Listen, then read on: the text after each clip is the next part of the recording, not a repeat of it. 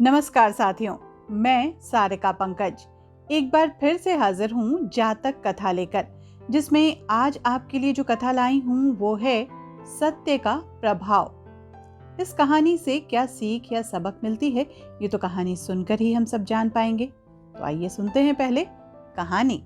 जेतवन के प्रसिद्ध विहार के समीप भगवान के प्रसिद्ध शिष्य आनंद ने एक पौधा लगाया और जब वो बड़ा हुआ तो उन्हीं के नाम पर उसका नाम आनंद वृक्ष पड़ गया।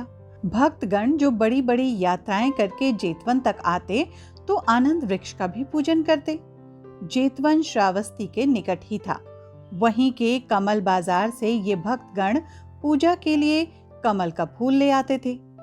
एक बार यात्रियों ने आनंद से निवेदन किया कि उन्हें काफी कोशिश करने के बाद भी श्रावस्ती के बाजार में फूल नहीं मिले।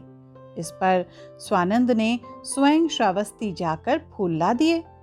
जब भगवान बुद्ध गंध कुटी में आसन पर पधारे, उस समय भिक्षुओं ने इसकी चर्चा उनसे की तो उन्होंने हंसकर कहा, वाणी की कुशलता द्वारा कमल प्राप्त करने का ये पहला मौका नहीं है। इससे पहले जब ऐसा हुआ था तब की कहानी मैं सुनाता हूँ। उस कहानी का नाम था सत्य का प्रभाव। ब्रह्मदत्त के राज्य में एक बार बोधिसत्व का जन्म बनारस में एक बहुत धनी व्यापारी के घर हुआ।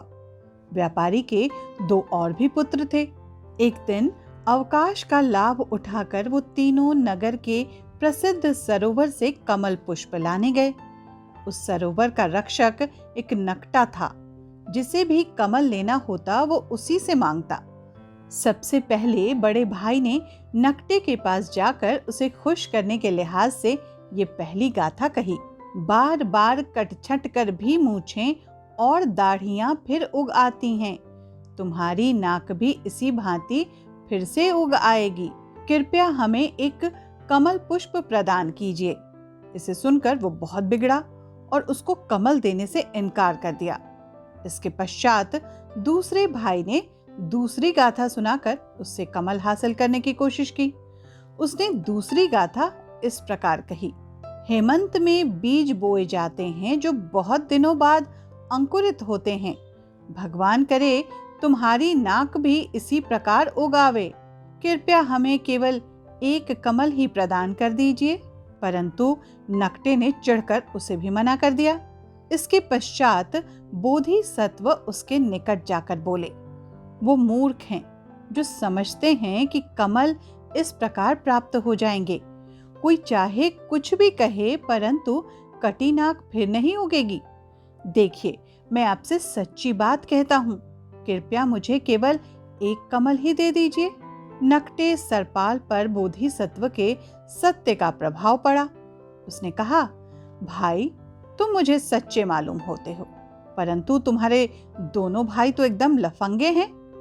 ऐसा कहकर उसने नील कमलों का एक बड़ा गुच्छा बोधिसत्व के हाथ पर रख दिया।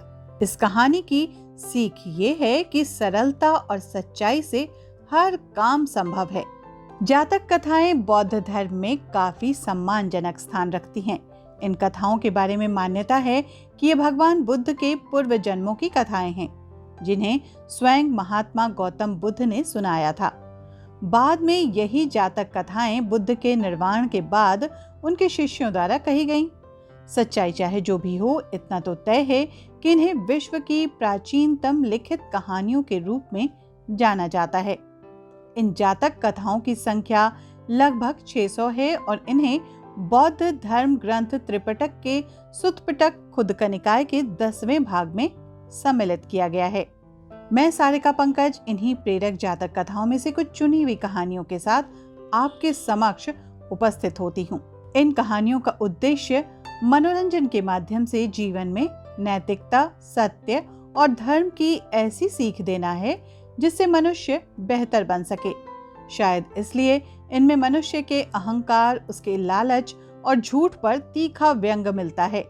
जातक कथाओं की इस कड़ी में आज आपने सुना 11वें रूप में सत्य का प्रभाव। अगली जातक कहानी के साथ अगले शनिवार को उपस्थित रहूंगी। तब तक के लिए दीजिए अनुमति। नमस्कार।